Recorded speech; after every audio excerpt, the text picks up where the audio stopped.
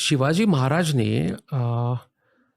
उस दक्कन के हिल्स में शुरुआत कर कर अपना एक स्वतंत्र मराठी राज्य निर्माण किया, और वो बहुत ही बड़ा अचीवमेंट था उनका, क्योंकि स्वतंत्रता प्राप्त करना और खुद का राज्य प्रस्तापित करना, वो भी एक हिंदू राज्य प्रस्तापित करना, एक मराठी राज्य प्रस्तापित करना, ये इम्पॉसिबल चीज थी। ये असंभवनीय प्रकार का एक काम था।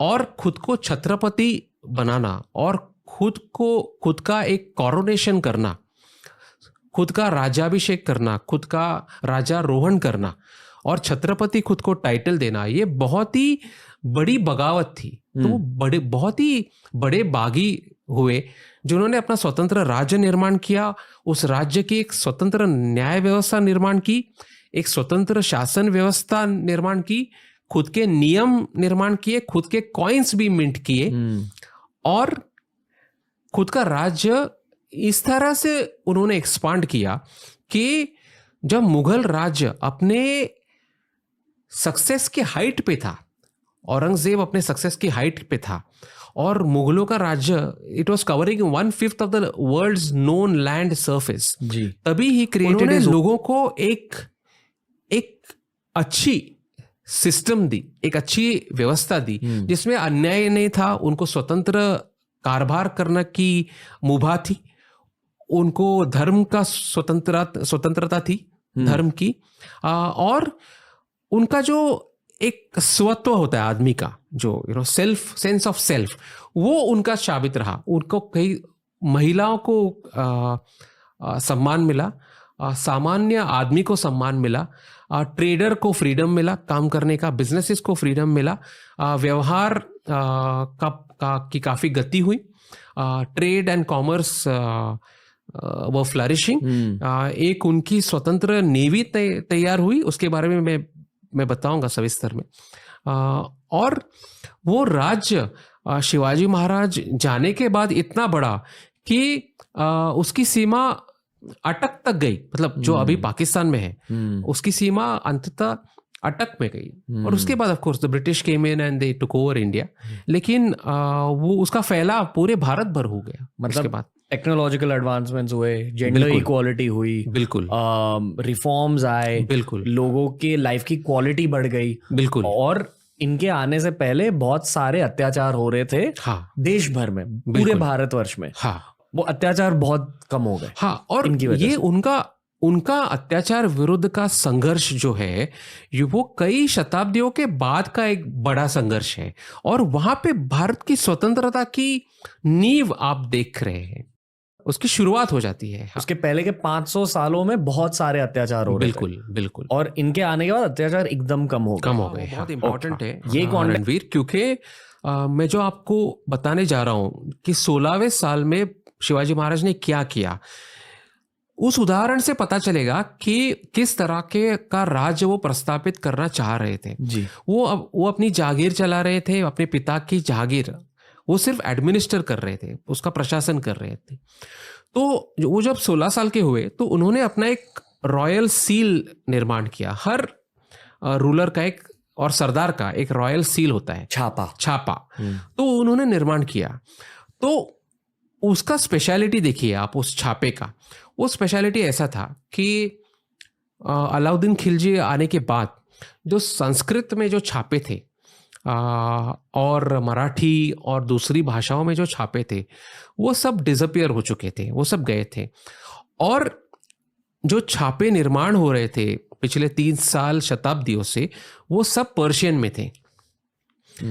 शहाजी राजे भोसले, शिवाजी महाराज के पिता का छापा भी पर्शियन में था, उनकी माँ का छापा भी पर्शियन में था। तो हर कोई तब अरबिक और पर्शियन बोल पाता था? बोल शायद नहीं पाता था, लेकिन इस्तेमाल करना अनिवार्य था, कंपलसरी था, क्योंकि official language was Persian. Okay. तो ये जो सील है वो पर्शियन में होती है जी। और शिवाजी महाराज ये निर्णय लेते हैं कि मेरी सील मैं संस्कृत में बनाऊंगा। वो that is a big departure from the existing practices.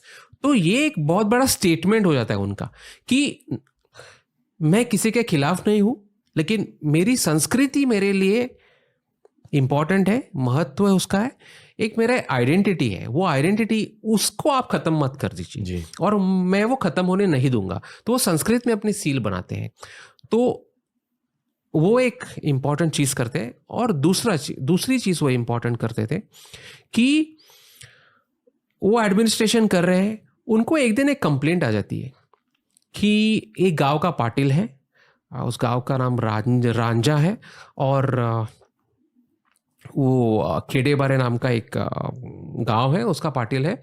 तो उसने किसी महिला पर शारीरिक अत्याचार किया है, ऐसे उनको कंप्लेंट आ जाती है। तो वो कंप्लेंट इन्वेस्टिगेट करते हैं, और जब उन्हें पता चलता है कि ये कंप्लेंट सही है, तो वो पाटिल को बुलाया जाता है, उसको अरेस्ट किया जाता है इमीडिएटली, और शिवाजी महाराज बोलते हैं इसके हाथ पैर तोड़ दो, और उसके हाथ पैर तोड़े जाते हैं। तो ये जो हो जाता है, ये उनके पत्रों में भी है, इसका डिटेल्स पूरा, और मैंने वो पत्र पढ़े हैं सब। ये उनका one of the earliest administrative orders है और एग्जीक्यूटिव ऑर्डर है। तो इस एक्शन से ये हो जाता है कि वहाँ के जो सामान्य लोग हैं उनको एक बहुत बड़ा मैसेज चला जाता है। वहाँ के जो पाटिल है, देशमुख है, वो अपनी मनमानी करने के उनको आदत हो गई है, इस प्रकार के विविध प्रकार के अत्याचार करने की आदत हो गई है। लेकिन ये एक्शन उन्होंने एंटिसिपेट नहीं किया था। जब वो ये हो जाता है तो उनको अचंबा हो जाता है, वो बोलते हैं कि अरे ये आदमी कुछ सही कर रहे हैं, and he is an exception. और उन्होंने पाटिल को शासन किया, क्योंकि अगर कंप्लेंट करनी हो तो किसके पास जाओगे आप? पाटिल के पास जाओगे, देशमुख के पास जाओगे, वो कोई सुनने वाला तो नहीं है। और जागीरदार के लड़के के पास जाते थे तो जागीरदार का लड़का कहता था कि मैं इस कुछ कर नहीं सकता, पाटिल डिसाइड करेगा। लेकिन ये आदमी, ये लड़का 16 साल के पाटिल को बुलाता है और उसके हाथ पैर तोड़ देता है, I will not allow this करके। तो इससे एक प्रकार का कॉन्फिडेंस लोगों को आ जाता है और लोग उनके साथ शामिल होना शुरू हो जाते हैं। तो ये एक बहुत उत्तम उदाहरण है कि 16वें साल में कि वो किस प्रकार की न्याय व्यवस्था निर्माण करने वाले हैं। शामिल होने लगते हैं यानी कि उनकी फौज में शामिल होने लगते हैं, या जो राजनीति में शामिल होने लगते हैं, प्रशासन में शामिल होने लगते हैं।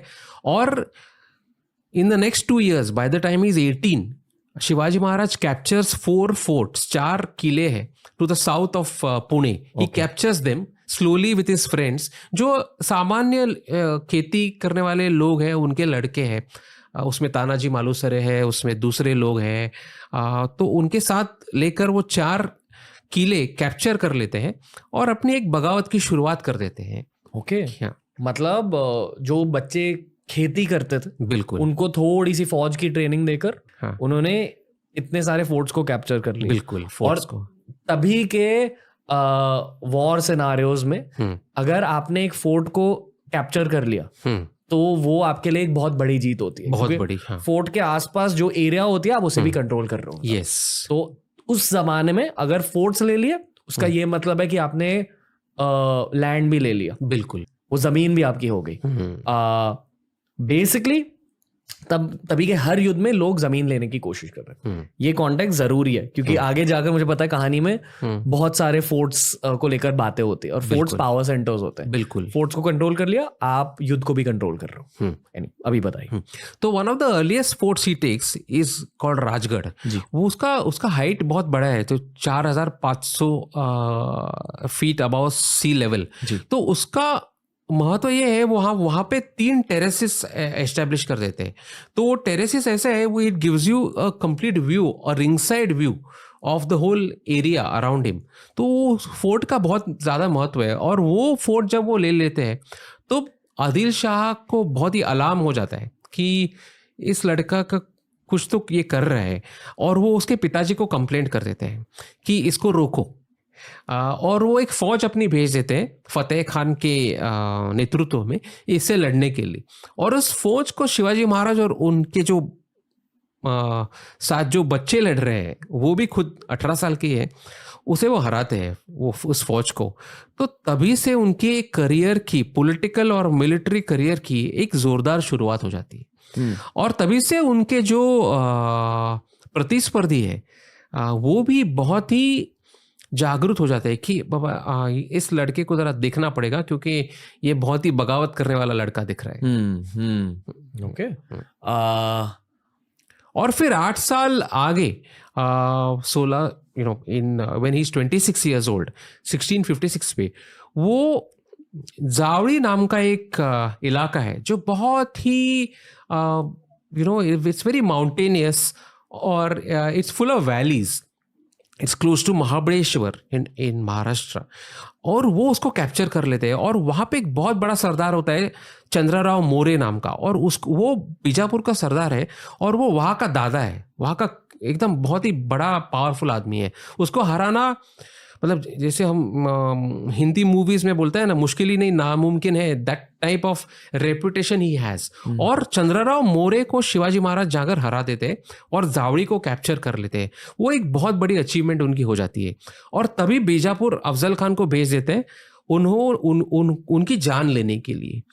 तो वो बीजापुर को पता चलता है कि इन्होंने अभी बहुत ही ओपनली बगावत कर ली है, तो ये अपना खुद का राज्य प्रस्तापित करने की कोशिश कर रहा है, तो उसको मार देना चाहिए। और अफजल खान एक बहुत बड़ा powerful with a giant reputation एक अफगान आदमी है, उसको वो बीजापुर का सरदार है, उसे भेज दिया जाता है शिवाजी महाराज की हत्या करने के लिए।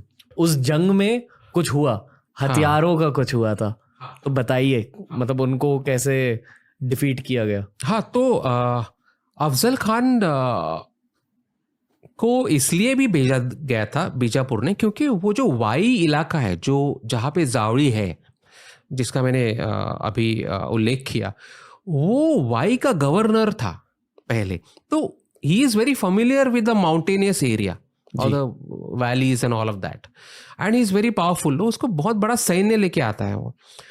तो शिवाजी महाराज का इंटेलिजेंस देखिए कि उनको पता है उनके पास समझो 200 लोग हैं और उनका जो एनिमी है उसके पास 2 लाख लोग हैं। तो उनको पता है कि मैं अगर सामने लड़ूंगा तो 200 लोग तो खत्म हो जाएंगे। और तो वो डिसाइड करते हैं कि मुझे इस तरह से नहीं लड़ना है। मेरा स्ट्रेंथ क्या है? मेरा स्ट्रेंथ मेरे फोर्ट्स है और मैं ग्यूरिला वॉरफेयर करूंगा, गनीमी कावा करूंगा जी। तो मैं फोर्ट से बाहर निकाल के हमला करूंगा सैन्य पर, फिर मैं वापस जाऊंगा तो उसके 200 लोग मारूंगा, फिर वापस सैन्य लेके बाहर जाऊंगा, फिर 1000 लोग मारूंगा, फिर वापस आऊंगा। इस तरह से मैं अपना एनिमी को खत्म करूंगा। कॉन्टेक्स्ट यहाँ है टाइमलाइन के इस पॉइंट पर कि बेसिकली उनके टीनेज में और उनके अर्ली 20s में वो लोगों को इकट्ठा कर रहे थे, उनको फौज की ट्रेनिंग दे रहे थे और स्पेसिफिकली गोरिल्ला वॉरफेयर की ट्रेनिंग जो आप कह रहे हो। थोड़ा सा आपको गोरिल्ला वॉरफेयर एक्सप्लेन करना होगा। ये जंग का एक तकनीक होता है। लोग आपको एक्सपेक्ट नहीं करते कि आप एक तगड़ी जंग में जीतेंगे, पर आप जीत जाते हो। कैसे, क्या होता है गोरिल्ला वॉरफेयर में? क्योंकि 8 सालों में गोरिल्ला वॉरफेयर की वजह से इन्हें बहुत सफलता मिली। तो गुरिल्ला वॉरफेयर एक टेक्निक है। ये टेक्निक ये है कि आप आपका टेरेन देखते हैं, आपकी ज्योग्राफी देखते हैं जी। और अगर आपके यहाँ कोई पहाड़ नहीं हो तो आपको आमने सामने लड़ाई करनी पड़ती है प्लेन लैंड पे। लेकिन जो महाराष्ट्र का जो भाग है और जिस डेक्कन पहाड़ी भाग से शिवाजी महाराज आते हैं जी, वो पूरी तरह से वैली से माउंटेन से भरा हुआ है। तो वहां पे आप उनको एक एडवांटेज है जो वो ध्यान में रखते हैं कि आपको आमने सामने की लड़ाई नहीं करनी है। उसका एक कारण ये भी है कि आपके पास उतनी बड़ी फौज नहीं है। मुगलों के पास लाखों लोगों की फौज है, बीजापुर के पास भी लाखों लोग हैं, हजारों लोग हैं। आप अभी लोगों को इकट्ठा करना शुरू कर रहे हैं और आपकी अगर ज्योग्राफी देखे तो आप आमने सामने लड़ोगे तो आपका पराभव होने की संभावना ज्यादा है, क्योंकि आपके पास 200 लोग हैं, उनके पास 2000 है या 20,000 है या 2 लाख है।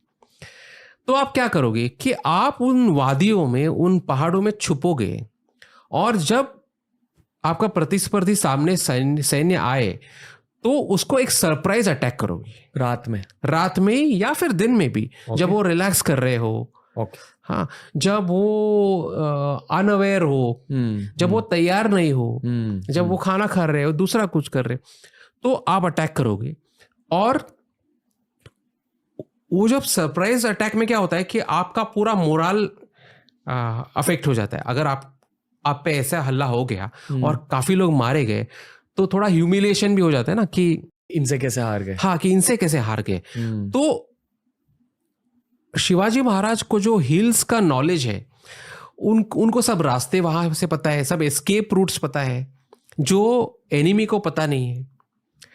तो वो उसका पूरी तरह से फायदा लेकर, अगर अफजल खान का सैन्य जब आता है वाई में, तो वो उसी तरह से उससे लड़ते हैं। वो बीच में सडनली सरप्राइज अटैक करते हैं रात को, फिर 2000 लोगों को मार कर वापस जाते हैं। तो पूरी तरह से वो सामने वाला हिल जाता है कि अरे क्या हो रहा है। दूसरे दिन वापस आते हैं, जब किसी को पता भी नहीं चलता है कि यहाँ से कोई आ रहा है, उनकी आवाज नहीं आती क्योंकि उनकी स्किल्स उस तरह के है कि उन पहाड़ियों में भी बिल्कुल आवाज न करके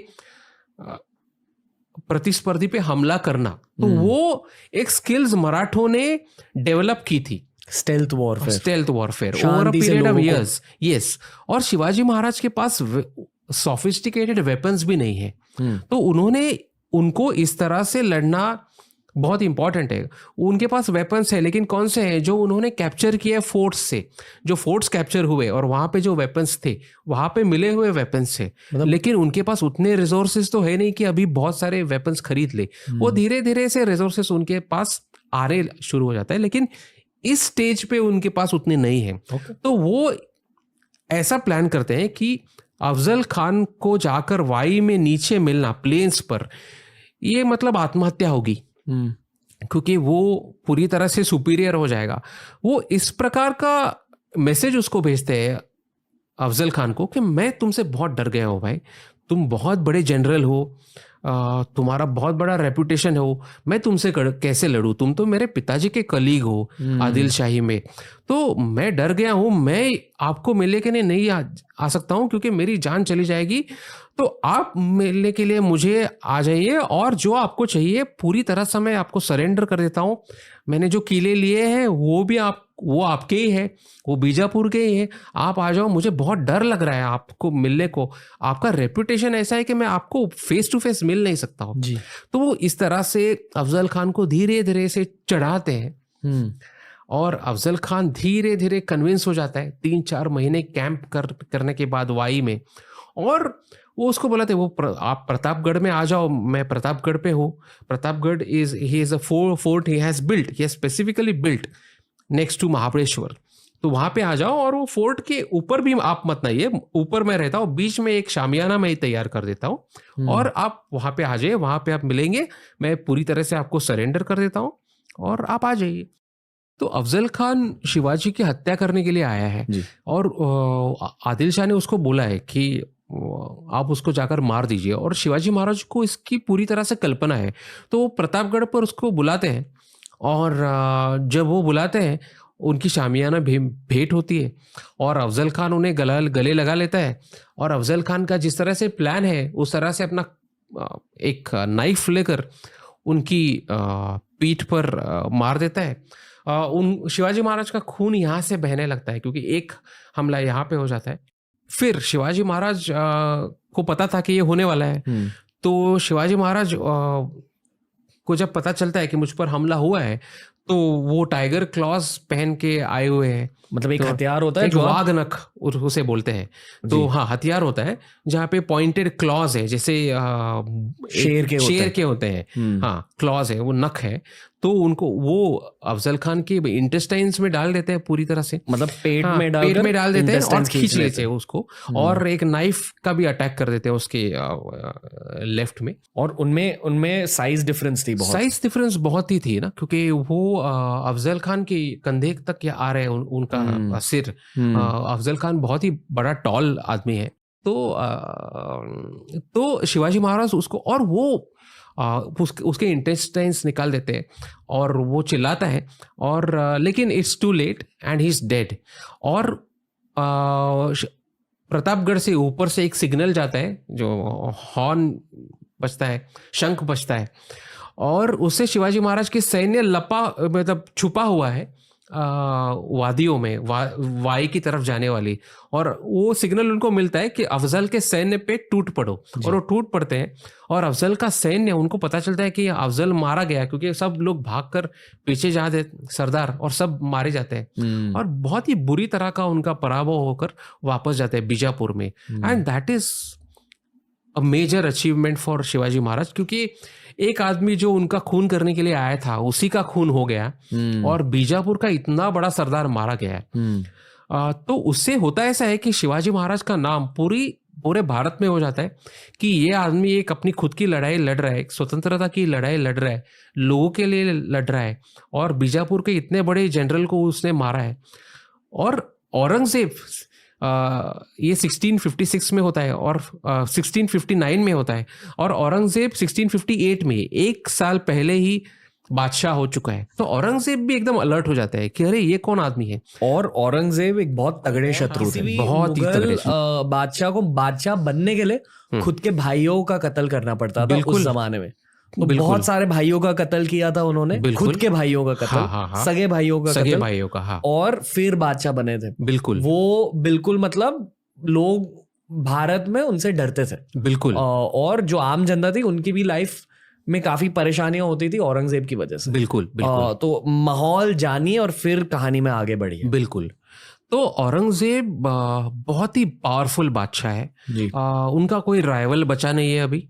ये अगर अफजल खान का एपिसोड देख ले तो सीन ऐसा है कि Aurangzeb is in total control.